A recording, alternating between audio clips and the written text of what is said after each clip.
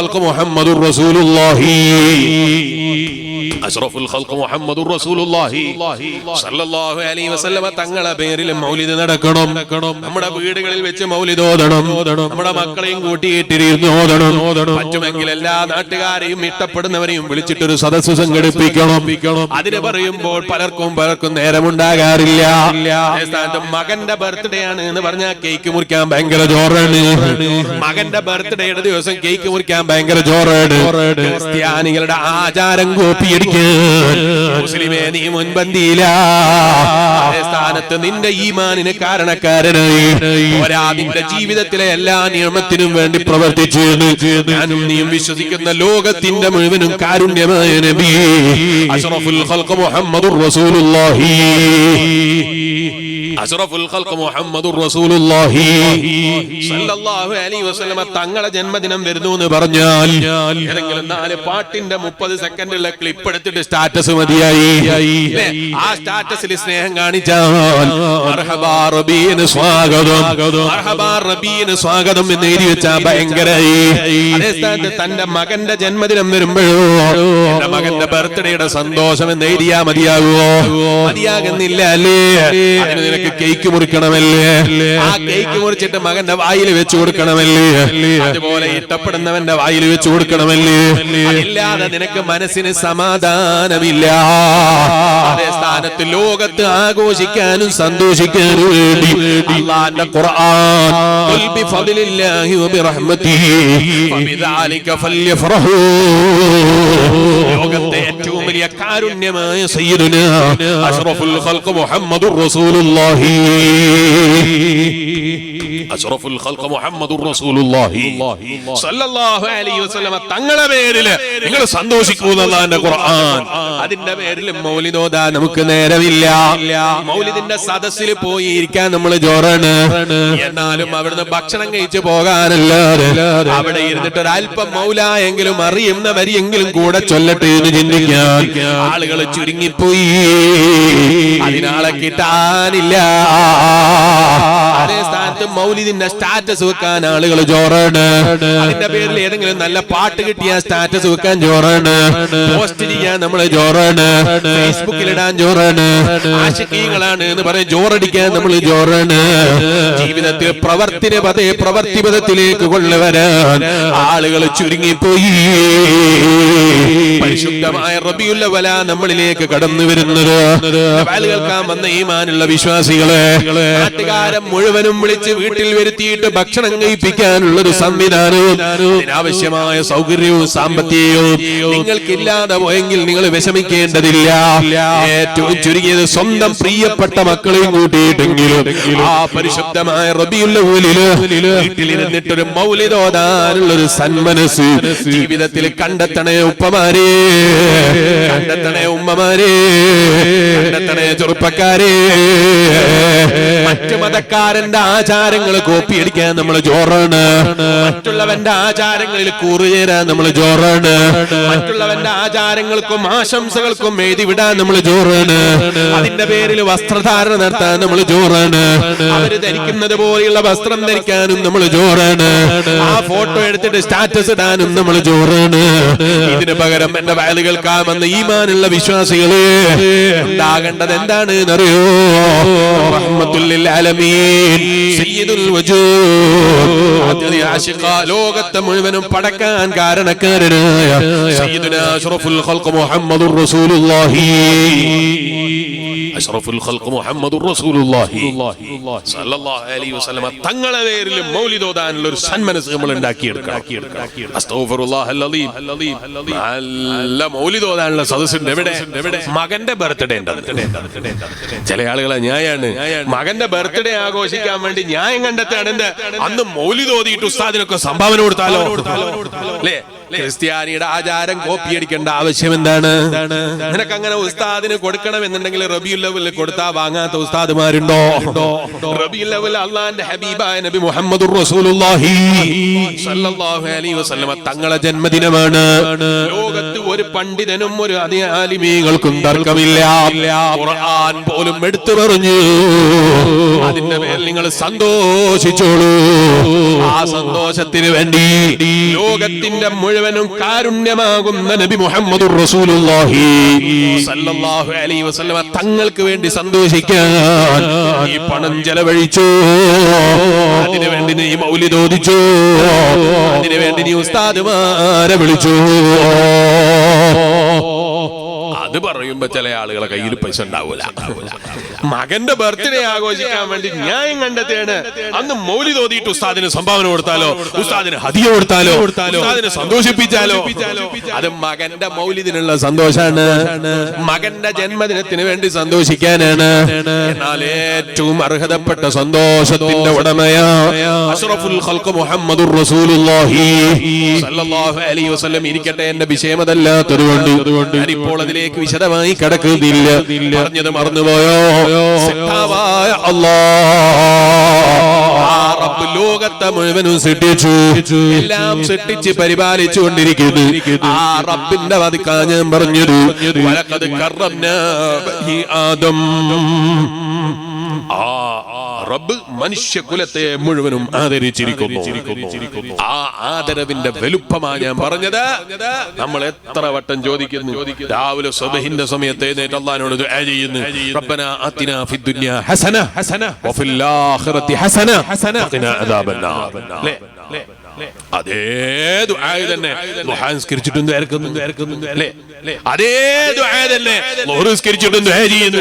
അഷ്റഫുൽ ഖൽഖ് മുഹമ്മദുർ റസൂലുള്ളാഹി സ്വല്ലല്ലാഹു അലൈഹി വസല്ലം തങ്ങൾ ഈ പ്രാർത്ഥനയെക്കുറിച്ച് പറഞ്ഞു. ഭൗതികവും ആത്മീയവുമായ സർവ്വ കാര്യങ്ങളും ഉൾക്കൊണ്ടിട്ടുള്ള ദുആയാണ്. റബ്ബനാ ആതിനാ ഫിദ് ദുനിയാ ഹസന വഫിൽ ആഖിറതി ഹസന വഖിനാ അദാബന്നാർ. അഷ്റഫുൽ ഖൽഖ് മുഹമ്മദുർ റസൂലുള്ളാഹി സ്വല്ലല്ലാഹു അലൈഹി വസല്ലം ഭയങ്കര ബഹുമാനമുള്ള ദുആ. രാവിലെ സുബ്ഹിക്ക് ദുആ ചെയ്തു, അതേ ളുഹ നിസ്കരിച്ചിട്ട് ദുആ ചെയ്തു, ളുഹർ നിസ്കരിച്ചിട്ട് ദുആ ചെയ്തു, അസ്ർ നിസ്കരിച്ചിട്ട് ദുആ ചെയ്തു, മഗ്രിബ് നിസ്കരിച്ചിട്ട് ദുആ ചെയ്തു, വഅബി നിസ്കാരം കഴിഞ്ഞിട്ട് ദുആ ചെയ്തു, ഇശാ നിസ്കരിച്ചിട്ട് ദുആ ചെയ്തു, സുബ്ഹി നിസ്കരിച്ച് വീണ്ടും ദുആ ചെയ്യുന്നു. ആവർത്തിച്ച് ദുആ ചെയ്യുന്നു. അല്ലാഹ് എന്ത് പറഞ്ഞു? എന്തായി ചോദിച്ചെങ്ങനെ ചോദിക്കുന്നു? ഇതന്നല്ലേ രാവിലെയും ചോദിച്ചത്, ഇതന്നെയല്ലേ ളുഹറിനും ചോദിച്ചത്, ഇതന്നല്ലേ ളുഹ നിസ്കരിച്ചിട്ടും ചോദിച്ചത്, ഇതന്നല്ലേ അസ്ർ നിസ്കരിച്ചിട്ടും ചോദിച്ചത്, ഇതന്നല്ലേ മഗ്രിബ് നിസ്കരിച്ചിട്ടും ചോദിച്ചത്? ഇല്ല.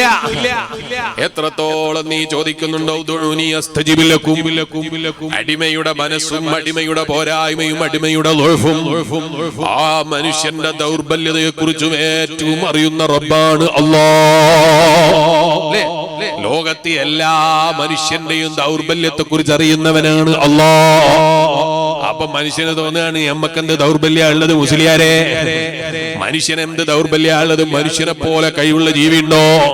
നിങ്ങൾ നേരത്തെ ആനനെ കുറിച്ച് പറഞ്ഞില്ലേ, സിംഹത്തെ കുറിച്ച് പറഞ്ഞില്ലേ, നരിയെ കുറിച്ച് പറഞ്ഞില്ലേ, ടൈഗറിനെ കുറിച്ച് പറഞ്ഞില്ലേ, പല ജീവികളെയും കുറിച്ച് നിങ്ങൾ പറഞ്ഞില്ലേ? നബി സല്ലല്ലാഹു അലൈഹി വസല്ലം തങ്ങളെ കാലത്ത് ജീവിച്ച നരികളില്ലേ, അന്നത്തെ കാലത്ത് ജീവിച്ച ആനകളില്ലേ, അന്നത്തെ കാലത്ത് ഇതുപോലെയുള്ള മൃഗങ്ങളില്ലേ? ആ മൃഗങ്ങൾ 1500 കൊല്ലം കഴിഞ്ഞിട്ട് എന്തെങ്കിലും മാറ്റമുണ്ടായോ? എന്തെങ്കിലും മാറ്റത്തെ കുറിച്ച് ചിന്തിച്ചോ? ഇല്ല. അവരെക്കാൾ എത്ര ഉന്നതിയിലാണ് മനുഷ്യൻ അല്ലേ? അവരെക്കാൾ എത്ര ഉന്നതിയിലാ മനുഷ്യൻ. നിങ്ങൾ കണ്ടില്ലേ, ആനനെ ലോറിയിൽ കയറ്റിയിട്ട് പോയി അല്ലേ? ഇവിടെ കൊണ്ടുപോയില്ലേ? ആനനെ വലിയ ലോറിയിൽ 10 ടയറുള്ള ലോറിയിൽ കയറ്റിയിട്ട് ആനനെ കൊണ്ടുപോയി. കണ്ടിട്ടില്ലേ ആ ആനനെ ലോറിയിൽ കയറ്റിയിട്ട് 10 വട്ടം കൊണ്ടുപോയിട്ടു. ആന ചിന്തിച്ചില്ലല്ലോ, ഈ ടയറുള്ള സാധനം മനുഷ്യനാണല്ലോ കണ്ടുപിടിച്ചത്. കാട്ടില് നമ്മക്കും വേണം ഇതുപോലൊരു സാധനം അല്ലേ? നിങ്ങൾ കണ്ടില്ലേ, JCB കേരളത്തിൽ വന്നപ്പോ ചില ആളുകൾ സമരം ചെയ്തു. പലരുടെയും ജോലി പോയി പോകൂന്ന് പേടിച്ചിട്ട് പലരും സമരത്തിനിറങ്ങി. രാഷ്ട്രീയം ഏതോ ആകട്ടെ, എനിക്ക് രാഷ്ട്രീയമില്ല കേട്ടോ. ഞാൻ രാഷ്ട്രീയത്തെ കുറിച്ച് പറയാനല്ല പറഞ്ഞത്. ചില തൊഴിലാളി സംഘടനകൾ ഭയപ്പെട്ടു. JCB വന്നാ പലരുടെയും ജോലി പോകുമല്ലോ അല്ലാ. JCB ഓടിക്കുന്നവന് ജോലി കിട്ടുമല്ലോ എന്ന് ചിന്തിച്ചില്ല, ടിപ്പറുകാരന് ജോലി കിട്ടുമല്ലോ എന്ന് ചിന്തിച്ചില്ല. ഇരിക്കട്ടെ, ആ JCB വന്നപ്പോൾ ആന ചിന്തിച്ചോ, JCB വന്നപ്പോൾ എന്റെ ജോലി പോയല്ലോ, അതുകൊണ്ട് ആ JCBയെ കാണുമ്പോ ഒരു ചവിട്ട് വെച്ചു കൊടുക്കണം. ഇതിന്റെ പേരിൽ ഏതെങ്കിലും ആന JCBയെ ചവിട്ടിയത് നിങ്ങൾ കണ്ടോ? ഇല്ല. ഇതിന്റെ പേരിൽ എവിടെയെങ്കിലും ആനകൾ സമരം ചെയ്തത് കണ്ടോ? ഇല്ല. ഇതുപോലെ നിങ്ങൾ ഓരോന്നും ആലോചിച്ചോളൂ. 1500 കൊല്ലം കഴിഞ്ഞിട്ട്, ഒരാ 10,000 വർഷങ്ങൾ കഴിഞ്ഞിട്ട് ഒരു മാറ്റവുമില്ല. 10 ടയറുള്ള ലോറിയിൽ കയറിയിട്ട് യാത്ര ചെയ്ത ആന ഇന്നുവരെ ഒരു ടയർ പോലും ഉണ്ടാക്കാൻ ചിന്തിച്ചില്ല. നമുക്കും വേണം കാട്ടിലൂടെ യാത്ര ചെയ്യാനുള്ള സൗകര്യം. എന്റെ കൈ കൊണ്ട് ഞാൻ ഇങ്ങനെ പെയ്തെടുക്കേണ്ടതില്ലല്ലോ. ഒരു JCB ഞങ്ങളും കണ്ടുപിടിച്ചാൽ മക്കൾക്കും എല്ലാവർക്കും ഭക്ഷണം എടുത്തു കൊടുക്കാൻ വലിയ സൗകര്യമാണ്. ആരോഗ്യം കൂടുതൽ ചെലവഴിക്കേണ്ടതില്ലല്ലോ എന്ന് ചിന്തിച്ച് ഇതുവരെ ഒരു ആന JCB കണ്ടെടുത്തിട്ടില്ല. ഇതുവരെ അങ്ങനെ ഒരു വാഹനത്തെ കുറിച്ച് ചിന്തിച്ചിട്ടില്ല. ഇതുവരെ അങ്ങനെ ഒരു യന്ത്രത്തെ കുറിച്ച് ആലോചിച്ചിട്ടില്ല. 1500 കൊല്ലം മുമ്പുള്ള ആന ഇന്നും അതേപടിയിൽ ജീവിക്കുന്നു. ഒരു മാറ്റവും പറയാനില്ല. ആനന്റെ അടുക്കൽ നിന്നത് ആ ചെറിയ പാപ്പാൻ, അയാൾ ചെറിയൊരു സാധനം ചവിട്ടിൽ വെച്ചിട്ട് ഇങ്ങനെ പറയാണ്, ഞാൻ അവിടെ വരുന്നുണ്ട്, ഇവിടെ വരുന്നുണ്ട്, എന്റെ കൂടെ വലിയ മൂപ്പരുണ്ട് എന്ന് പറയുന്നത് ആന കാണുന്നുണ്ട്. പക്ഷേ ആ മൊബൈൽ ഫോണൊന്ന് വാങ്ങിയിട്ട് എന്റെ കൈ കൊണ്ടൊന്ന് ചവിട്ടിയാൽ പൊട്ടാനേ സാധനമുള്ളൂ. ഒന്ന് പൊട്ടിച്ചിട്ട് അതിന്റെ ഉള്ളിൽ നോക്കിയിട്ട് എന്താ സാധനം എന്ന് കണ്ടുപിടിച്ചിട്ട് ആനകൾക്കിടയിൽ ഒരു നെറ്റ്വർക്ക് സംവിധാനിക്കണമെന്ന് ചിന്തിക്കുന്ന ഒരു ആനയുണ്ടായില്ല. ഇത് പൊട്ടിക്കേണ്ടതുണ്ടോ? ഇല്ല. പൊട്ടിക്കുകയൊന്നും ചെയ്യാതെ നല്ല വേണ്ട പോലെ ടേപ്പ് അമർത്തി വെച്ച് വേണ്ടതുപോലെ ടൈറ്റാക്കി വെച്ചിരിക്കുന്ന മൊബൈലിന്റെ ഉള്ളിൽ സ്പീക്കറിന്റെ ഉള്ളിലൂടെ കയറാൻ പറ്റുന്ന ഉറുമ്പുകളെ കണ്ടില്ലേ നിങ്ങൾ? ആ ഉറുമ്പതിന്റെ ഉള്ളിൽ കയറിയിട്ടുണ്ട്. അതിന്റെ ഉള്ളിലൊക്കെ പോയി കറങ്ങിയിട്ടുണ്ട്. അവിടെയുള്ള വയറൊക്കെ മുറിച്ചു നോക്കിയിട്ടുണ്ട്. ആ ഉറുമ്പുകൾ ഇന്ന് വരെ ഒരു മൊബൈൽ ഫോൺ കണ്ടുപിടിച്ചിട്ടില്ല. അതിൻ്റെ ഉള്ളിലുള്ള വയർ ഉപയോഗപ്പെടുത്തിയിട്ടില്ല. അതിൻ്റെ ഉള്ളിലുള്ള സംവിധാനങ്ങളെ കുറിച്ച് ചിന്തിച്ചിട്ടില്ല. മനുഷ്യനോ ഇപ്പോഴും ആലോചിച്ചുകൊണ്ടിരിക്കുകയാണ് എന്തിനെ കുറിച്ച്. വികസിപ്പിക്കാൻ എന്താണ് വകുപ്പ്? കൂടുതൽ വികസിപ്പിക്കാൻ എന്താ വകുപ്പ്? കൂടുതൽ വലുതാക്കാൻ എന്താ വകുപ്പ്? മെമ്മറി കാർഡിലാണല്ലോ സർവ്വതും കിടക്കുന്നത്. ഇനി മെമ്മറി കാർഡ് കൊണ്ടുപോയി തലച്ചോറിൽ പിടിപ്പിച്ചാൽ മനുഷ്യനത് റീഡ് ചെയ്യാനുള്ള വല്ല സംവിധാനം ഉണ്ടോ എന്ന് ചിന്തിക്കുകയല്ലേ അമേരിക്കക്കാരിൽ? അതിനെ കുറിച്ച് ആലോചിക്കുകയല്ലേ ശാസ്ത്രം? എന്താ ആലോചിക്കുന്നത്? മെമ്മറി കാർഡ് തലയിലേക്ക് വെച്ചു കൊടുത്താൽ നമ്മളെ ഈ സ്ഥാപനങ്ങളൊന്നും വേണ്ടതില്ല. മെമ്മറി കാർഡിൽ ഖുർആൻ കയറ്റിയിട്ട് അങ്ങ് കയറ്റി കൊടുത്താൽ പിന്നെ പഠിക്കേണ്ടതില്ലല്ലോ, ആലോചിക്കേണ്ടതില്ലല്ലോ, അധ്വാനിക്കേണ്ടതില്ലല്ലോ. ഏറ്റവും വിലപിടിപ്പുള്ള മെമ്മറി ആരെ കയ്യിലാണോ അവന്റെ തലയാണ് ഏറ്റവും വലിയ തല എന്ന് പറയാൻ അമേരിക്കക്കാരൻ ചിന്തിക്കുകയല്ലോ, ആലോചിക്കുകയല്ലോ. എന്നിട്ട് നിങ്ങൾ പറയണോ മനുഷ്യൻ ദുർബലനാണ്, മനുഷ്യൻ ദൗർബല്യമുള്ളവനാണ് എന്ന് നിങ്ങൾ ഇപ്പോഴും പ്രസംഗിച്ച് നടക്കുകയാണോ? 1500 കൊല്ലം മുമ്പ് അള്ളാന്റെ റസൂൽ മുഹമ്മദുർ റസൂലുള്ളാഹി, അള്ളാന്റെ റസൂൽ മുഹമ്മദുർ റസൂലുള്ളാഹി സലാത്ത് ഉറക്കെ ചെല്ലണേ മുസ്ലിമേ. യഥാർത്ഥത്തിൽ എന്താ ദുഅഫ് എന്ന് ഞാൻ ബോധ്യപ്പെടുത്തി തരാം. എന്താ നിങ്ങൾ ആലോചിച്ചു നോക്ക്. അന്നത്തെ കാലത്ത് അള്ളാന്റെ റസൂൽ മുഹമ്മദുർ റസൂലുള്ളാഹി സല്ലല്ലാഹു അലൈഹി വസല്ലം തങ്ങളെ കാലത്തുണ്ടായ സംവിധാനാണോ ഇന്നത്തെ കാലത്ത്? അല്ല. ഒരുപാട് 100 കണക്കിന് പതിമടക്ക് മനുഷ്യൻ വികസിച്ചിട്ടുണ്ട്. ശരിയാ, മനുഷ്യന്റെ ദൗർബല്യത്തിന് കുറവില്ല. മനുഷ്യന്റെ ദൗർബല്യത്തിനൊരു കുറവില്ല. അന്ന് കുതിരപ്പുറത്താ യാത്ര ചെയ്തത്, അന്ന് കഴുതപ്പുറത്ത് യാത്ര ചെയ്തത്, ഒട്ടകപ്പുറത്താ യാത്ര ചെയ്തത്. ആ യാത്ര ചെയ്യുന്ന സമയത്ത് അവര് നേതാ വലത്തേക്ക് നോക്കിയപ്പോ ഈന്തപ്പനകൾ പിന്നാലെ ഓടുന്നത് പോലെ അവർക്ക് തോന്നിയിട്ടുണ്ട്. ഇന്നും നീ ട്രെയിനിൽ കയറിയാൽ റോഡിലേക്ക് നോക്കുമ്പോ മരങ്ങളൊക്കെ ഓടുകയാണ്, നീ അവിടെ ഇരിക്കുകയാണ് അല്ലേ? നിന്റെ കണ്ണുകൊണ്ട് നോക്കിയപ്പോ നിനക്ക് അനുഭവപ്പെട്ടിട്ടില്ലേ?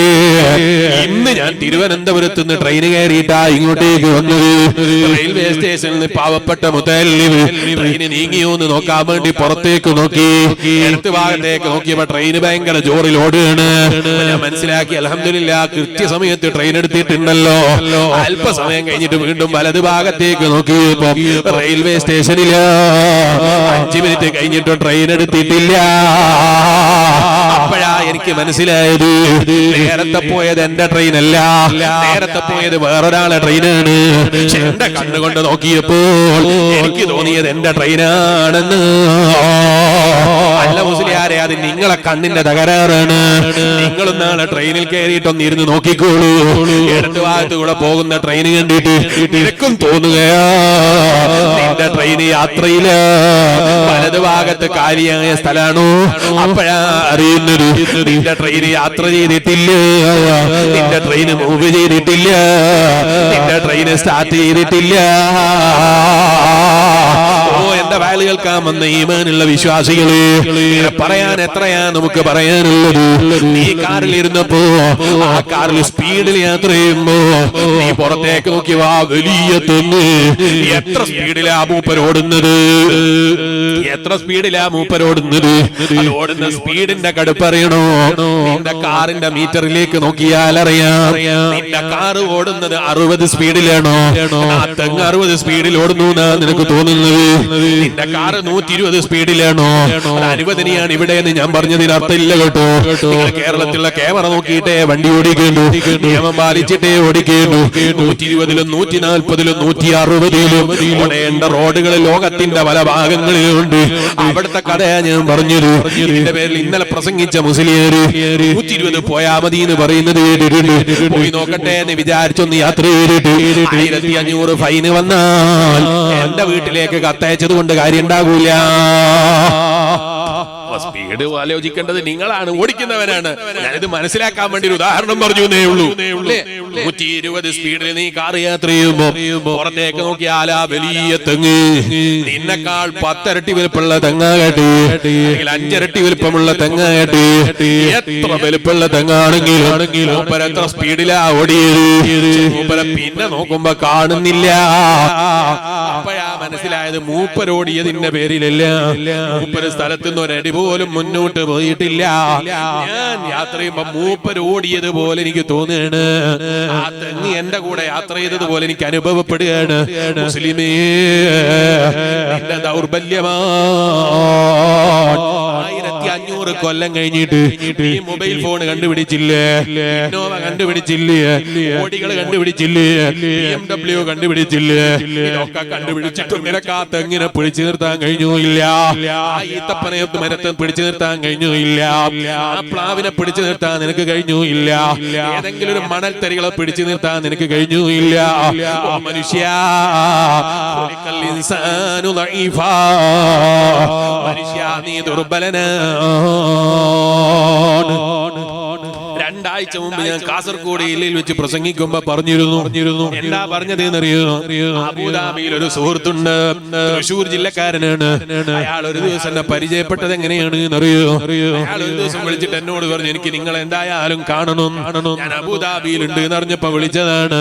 ഞാൻ അയാളോട് പറഞ്ഞു, ഞാൻ ബാപ്പന്റെ കൂടെയാണ്, എന്നാലും എനിക്കൊന്ന് കണ്ടിട്ട് ഒരു 2 മിനിറ്റ് സംസാരിക്കാൻ അവസരം വേണം. അദ്ദേഹത്തെ കാണാൻ വേണ്ടി സമയം കണ്ടെത്തി. വിളിച്ചിട്ട് ഈ മനുഷ്യൻ എന്നോട് പറയാണ്, ഞാൻ ഒരുപാട് തവണ ഫ്ലൈറ്റിൽ കയറിയ ആളാണ്. മാസത്തിൽ 2 തവണ യാത്ര ചെയ്ത മാസങ്ങളുണ്ട്, മാസത്തിൽ 3 തവണ യാത്ര ചെയ്ത മാസങ്ങളുണ്ട്, വർഷത്തിൽ ഒരുപാട് തവണ ഞാൻ ഫ്ലൈറ്റിൽ കയറിയിട്ടുണ്ട്. പക്ഷേ ബാപ്പ മരിച്ചുപോയി, അദ്ദേഹത്തിന്റെ ബാപ്പന്റെ ഖബർ സ്വർഗാക്കി കൊടുക്കട്ടെ. ഈ മനുഷ്യൻ പറയാണ്, കയ്യിൽ യാത്ര ചെയ്യാനുള്ള പൈസ ഉണ്ട് മോനെ, യാത്ര ചെയ്യാൻ ടിക്കറ്റ് എടുക്കാനുള്ള പൈസയുണ്ട് മോനെ, അതുപോലെ പോരാ നാട്ടിലേക്ക് പോകാനുള്ള ലീവും കിട്ടാനുണ്ട്, നാട്ടിലേക്ക് പോകാൻ ധൈര്യം കിട്ടാനില്ല. ഒക്കെ കയ്യിലുണ്ട്, പക്ഷേ കയ്യിൽ ധൈര്യം കിട്ടാനില്ല. ബാക്കിയൊക്കെ കയ്യിലുണ്ട്. ഞാൻ ചോദിച്ചു എന്തിനാ ധൈര്യം? അപ്പൊ ഇയാൾ പറയാണ് ഫ്ലൈറ്റ് കയറാൻ ധൈര്യമില്ല, ഫ്ലൈറ്റ് കയറാൻ ധൈര്യമില്ല. ഞാൻ ചോദിച്ചു ഫ്ലൈറ്റ് കയറാൻ എന്തിനാ ധൈര്യം? ഇയാൾ പറയാണ് ഫ്ലൈറ്റ് കയറുന്നത് ആലോചിക്കുമ്പോൾ തന്നെ എനിക്ക് പേടിയാണ്. ഞാനിങ്ങനെ ആലോചിക്കുകയാണ്. ഒരു സ്ഥലത്ത് വെച്ച് ഒരാളെ പരിചയപ്പെട്ടു, ഒരു സദസ്സിൽ വെച്ച് സംഭാവന ചോദിച്ചപ്പോഴാണ് പരിചയപ്പെട്ടത് എന്നാണ് ഞാൻ ഓർക്കുന്നത്. ഞാൻ അദ്ദേഹത്തെ വിളിക്കുമ്പോ ഹാജിയാര് എന്ന് വിളിച്ചു. അയാൾ സദസ്സിൽ പറഞ്ഞു ഞാൻ ഹാജിയായിട്ടില്ല മോനെ. ഞാൻ അയാൾക്ക് വേണ്ടി ദുആ ചെയ്ത് കൊടുത്തു. അദ്ദേഹത്തിന് നീ ഹജ്ജ് ചെയ്യാനുള്ള തൗഫീക്ക് നൽകണേ അല്ലാഹ്, നീ ഞങ്ങൾക്കും തൗഫീക്ക് നൽകണേ അല്ലാഹ്. എന്താ പോകണ്ടേ? അല്ലാഹു നമുക്കൊക്കെ ഹജ്ജിന് പോകാനുള്ള തൗഫീക്ക് നൽകട്ടെ. മഖ്ബൂലും മബ്റൂറുമായ ഹജ്ജും ഉംറയും അർളിയായ സിയാറത്തിനും റബ്ബ് എത്രയും പെട്ടെന്ന് അല്ലാഹു വഴി എളുപ്പമാക്കി തരും. ദുആ ചെയ്തപ്പോൾ ഇയാൾ പറയാണ് വേണ്ട മോനെ ഹജ്ജിന് പോകണ്ട. ഞാൻ ചോദിച്ചാ ഇയാൾ പറയാണ് ഫ്ലൈറ്റ് കയറുന്നത് ആലോചിക്കാൻ തന്നെ പറ്റൂല, ഫ്ലൈറ്റ് കയറുന്നത് ആലോചിക്കാൻ തന്നെ പറ്റൂല. ഹജ്ജിന് താല്പര്യമില്ലാത്തത് കൊണ്ടല്ല, അല്ലാഹുവിന്റെ ഹബീബായ അഷ്റഫുൽ ഖൽഖ് മുഹമ്മദുർ റസൂലുള്ളാഹി സ്വല്ലല്ലാഹു അലൈഹി വസല്ലം തങ്ങളെ ഹദറത്തിലൊന്ന് എത്തിച്ചേരണമെന്ന ചിന്തയില്ലാത്തത് കൊണ്ടല്ല, മറിച്ചോ ഫ്ലൈറ്റിൽ കയറുന്ന ഭയത്തെ കുറിച്ച് ആലോചിച്ചപ്പോ മനസ്സ് വരുന്നില്ല. ശരി തന്നെയല്ലേ യഥാർത്ഥത്തിൽ ഇയാൾ പറയുന്നത്? നിങ്ങൾ ആലോചിച്ചു നോക്കി, ഈ സാധനം അങ്ങ് പൊന്തിപ്പോയാൽ ഇത് താഴെ എത്തുന്നത് വരെ എന്ത് ധൈര്യമുള്ളത്, ഇത് താഴെ ഇറങ്ങുന്നത് വരെ എന്ത് ധൈര്യമുള്ളത്. ഇന്ന് എന്നോട് ഫ്ലൈറ്റിൽ നിന്ന് ഒരാൾ പറഞ്ഞു ഫ്ലൈറ്റിനെ പോലെ പേടിയുള്ള ഒരു വാഹനം എനിക്ക് വേറെ ഇല്ല, അതുകൊണ്ട് ഇറങ്ങുന്നത് വരെ എന്നോട് സംസാരിക്കണം, എന്റെ ശ്രദ്ധ തിരിച്ചു കളയണം. ഫ്ലൈറ്റിൽ കയറിയാൽ ഭയമാണ്, പേടിയാണ്. ഇതിന്റെ പേരിൽ ഫ്ലൈറ്റിൽ കയറാത്ത ആളുകളെ കണ്ടില്ലേ നിങ്ങൾ? ഇല്ലാത്തത് കൊണ്ടല്ല, ധൈര്യം ഇല്ലാത്തത് കൊണ്ടല്ല, പക്ഷേ മനസ്സിന് പേടി തട്ടിപ്പോയപ്പോൾ മനസ്സിനെ മാറ്റി നിർത്താൻ കഴിയുന്നില്ല. അല്ലാഹുവിന്റെ ഖുർആൻ പറഞ്ഞത് എത്ര സത്യമാണ്. ഖുലിഖൽ ഇൻസാനു ദഈഫാ, മനുഷ്യൻ വളരെ ദുർബലനാണ്, വളരെ ദുർബലനാണ്. നിങ്ങൾ ആലോചിച്ചു, നാട്ടിൽ കൊറോണ ഉണ്ടായിരുന്നില്ലേ? ഇല്ലേ? എന്നാ പിന്നെ അസമയത്ത് ഒരു വേദന വിളിച്ചുകൂടായിരുന്നു? ഇവിടെ കൊറോണ ഇല്ലായിരുന്നെങ്കിൽ അസമയത്തൊന്ന് വിളിച്ചുകൂടായിരുന്നു. കേരളത്തിൽ എവിടെയും പോകാൻ പറ്റാത്തൊരു സാഹചര്യം, ലോകത്തന്നെ എവിടെയും പോകാൻ പറ്റാത്തൊരു സാഹചര്യം ലോകം മുഴുക്കെ നേരിട്ടു. നേരിടണ്ടെന്ന് വിചാരിച്ചിട്ട് എന്തൊക്കെ പണിയെടുത്തു മനുഷ്യൻ. മേപ്പ് വരച്ചു, ഇന്ത്യന്റെ മേപ്പ് പോലും ഇതുവരെ ഇത്ര ആത്മാർത്ഥമായിട്ട് ചിലപ്പം വരച്ചിട്ടുണ്ടാവില്ല. അതിനെക്കാളും ചോറിൽ കൈ കൊണ്ട് എത്ര അധ്വാനിച്ചിട്ടാണ് ഓരോ രേഖകളും, അതെ ഇതുവരെ യാത്ര ചെയ്ത ഓരോ മേഖലകളും അടയാളപ്പെടുത്തിയിട്ട് ജീവിതത്തിൽ ഇന്ന് വരെ അങ്ങനെ ഒരു മേപ്പ് അയാളെ ജീവിതത്തിൽ മുന്നേ വരച്ചിട്ടില്ല, ഇനി ജീവിതത്തെ കാലത്ത് വരക്കുമെന്ന് എനിക്ക് തോന്നുന്നില്ല. പ്രധാനമന്ത്രി യാത്ര ചെയ്ത ഒരു മേപ്പ് പോലും ഇതുവരെ അത്ര കൃത്യമായി വരച്ചിട്ടുണ്ടാവില്ല. എത്ര കൃത്യമായിട്ട് വരച്ചു. എന്നിട്ട് മൂപ്പർക്ക് എന്തെങ്കിലും കുറവുണ്ടായോ? ഈ കൊറോണ എന്ന് പറയുന്ന സാധനം മൂപ്പരെ എത്തിപ്പിടിക്കാൻ എന്തെങ്കിലും ഒരു കുറവുണ്ടായോ? എവിടെ മൂപ്പരെവിടെ? അല്ലാഹു അഅലം. അല്ലേ? എന്തൊക്കെ മറുപടി പറയാനുണ്ടോ മനുഷ്യന്? എവിടെ ഈ കൊറോണ? കിട്ടിയിരുന്നെങ്കിൽ 4 ചവിട്ട് വെച്ച് കൊടുക്കായിരുന്നു.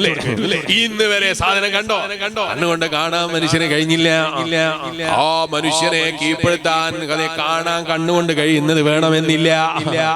അലം തറ കൈഫ ഫഅല റബ്ബുക ബി അസ്ഹാബിൽ ഫീൽ അലം യജ്അൽ കൈദഹും ഫീ തളലീൽ വഅർസല അലൈഹിം ത്വയ്റൻ അബാബീൽ.